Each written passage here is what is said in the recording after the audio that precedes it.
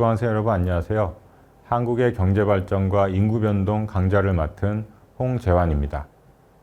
5주차 강의는 한국의 인구정책, 출산억제정책 추진기를 주제로 진행하겠습니다. 강의에 앞서 먼저 지난 4주차 강의 내용을 잠시 복습해 보겠습니다. 지난 3주에 걸쳐 조선시대부터 최근까지의 인구변동 양상에 대해서 말씀드렸습니다.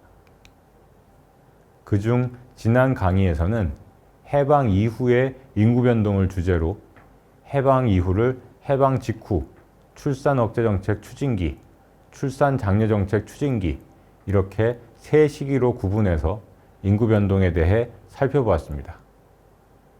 먼저 해방 직후에는 식민지기에 해외로 이주했던 사람들이 돌아오면서 대규모의 국제이동이 이루어졌고 그 결과 1940년대 후반 인구가 급증했다고 했습니다.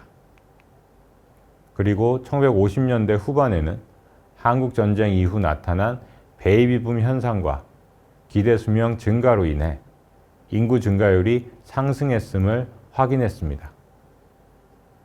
이어서 출산억제정책 추진기 인구 변동을 살펴보았습니다. 출산억제정책 추진기에는 1960에서 1995년이 해당한다고 했는데 이 시기 나타난 가장 큰 특징은 출산율이 빠르게 떨어졌다는 점이었습니다. 이러한 출산율 하락에는 출산 억제를 위해 추진한 정책뿐만 아니라 사회 경제적 변화도 영향을 주었다고 했습니다. 이와 함께 이 시기에는 기대 수명도 빠르게 증가하고 있었기 때문에 출산 억제 정책 추진기 동안 인구 규모, 인구 구조에도 상당한 변화가 나타났다고 했습니다. 1996년부터 최근까지는 출산 장려 정책 추진기에 해당한다고 했습니다. 그런데 이 시기에는 출산 장려 정책이 추진되었음에도 불구하고 출산율이 계속 하락했고 그 결과 오늘날 사회는 심각한 저출산 문제에 직면해 있다고 했습니다.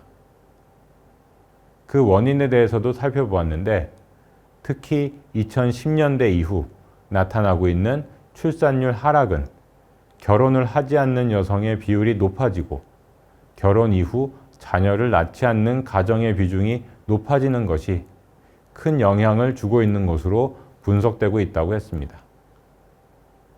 그럼 4주차 강의에 대한 복습은 이 정도로 마치고 이제 출산 억제 정책 추진기의 인구 정책에 관한 강의를 본격적으로 진행하겠습니다. 논의는 1960년대 출산 억제 정책이 도입된 배경, 1960에서 1970년대 출산 억제 정책의 추진, 1980년대 출산 억제 정책의 추진, 그리고 1990년대 전반기 출산 억제 정책의 마무리 순으로 진행하겠습니다. 참고로 1960년 이후에 대해서만 인구 정책을 살펴보는 것은 그 이전에는 정부가 체계적인 형태로 인구 관련 정책을 추진하지 않았기 때문이라고 보시면 되겠습니다. 먼저 살펴볼 것은 출산 억제 정책이 도입된 배경입니다. 왜 1960년대 초에 갑자기 정부가 인구 관련 정책을 체계적으로 추진하기 시작했는가에 대해 보겠습니다. 지난 4주차 강의에서 살펴본 것처럼 해방 직후부터 1960년경까지는 인구 변동폭이 컸습니다. 우선 해방 직후에는 식민지기에 조선을 떠나 중국, 일본 등지에 거주하던 사람들이 남한으로 대거 귀국하면서 인구가 300만 명 이상 급증했습니다. 그리고 한국전쟁 중에는 많은 인명피해가 있었고 한국전쟁이 종료된 뒤에는 베이비붐 현상이 나타나고 사망률이 낮아지면서 다시 인구 증가율이 높아졌습니다. 이 중 출산 억제 정책과 관련해 주목할 것은 한국전쟁 종료 뒤 나타난 변화입니다. 이 시기에는 베이비붐 현상이 나타나 출산율이 상승하고 사망률은 낮아지고 있었습니다.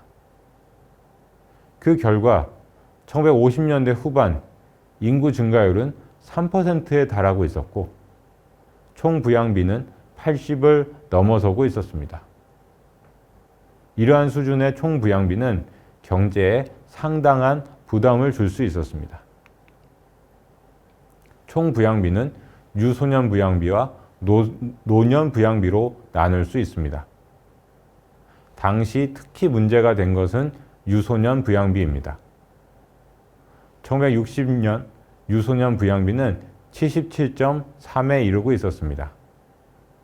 총 부양비가 높은 것은 유소년 부양비가 높았기 때문이었습니다. 참고로 2020년 유소년 부양비는 16.9입니다. 반면 당시 노년 부양비는 5.3으로 경제에 큰 부담이 되지 않는 수준이었습니다. 이러한 상황에서 1961년 쿠데타를 통해 군사정권이 들어서게 됩니다.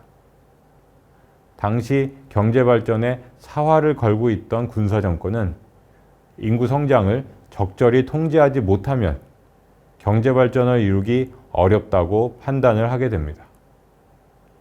그래서 그해 11월 대표적인 출산 억제 정책인 가족계획 사업을 국가 시책으로 채택하여 경제개발 5개년 계획의 일환으로 추진하기로 결정합니다.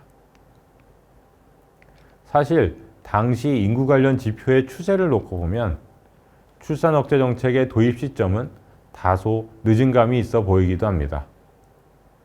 1950년대 후반 베이비붐 현상이 나타나기 이전에도 유소년 부양비는 이미 상당히 높은 상태였기 때문입니다. 1955년 인구 센서스 결과를 가지고 구해보면 당시 유소년 부양비는 74.3이었습니다. 1960년 77.3보다는 다소 적지만 마찬가지로 경제에 상당한 부담을 줄 수 있는 수준이었습니다. 높은 출산율과 짧은 기대 여명을 고려하면 통계 확인은 어렵습니다만 그 이전에도 유소년 부양비는 아마 계속 높았을 겁니다. 하지만 1950년대 후반에 정부는 인구 문제 해결에 주도적으로 나설 여유가 없었을 것 같습니다. 전후 복구에 집중해야 하는 상황이었기 때문입니다. 다른 한편으로 보면 국가가 정책적으로 출산율을 조절한다는 것은 당시로서는 생소한 일이었다고도 볼 수 있습니다. 한국에서 가족계획 사업을 국가 시책으로 채택하기 전에 이 사업을 실시하고 있던 국가는 당시 인도, 파키스탄 등 소수에 불과했다는 점이 이를 잘 보여줍니다. 따라서 오늘날의 관점에서 출산 억제 정책의 도입 시점이 늦었다고 평가하는 것은 적절치 않다고 볼 수도 있습니다. 오히려 가족계획 사업을 인도, 파키스탄 다음으로 세계에서 세 번째로 도입했다는 점에서 한국 정부가 인구 문제에 대해 상당히 적극적으로 대응했다고 이야기하는 것이 더 적절해 보입니다. 지금까지 출산 억제 정책이 도입된 배경에 대해서 말씀드렸습니다. 다음 시간에는 1960에서 1970년대 출산 억제 정책의 추진을 주제로 말씀드리겠습니다.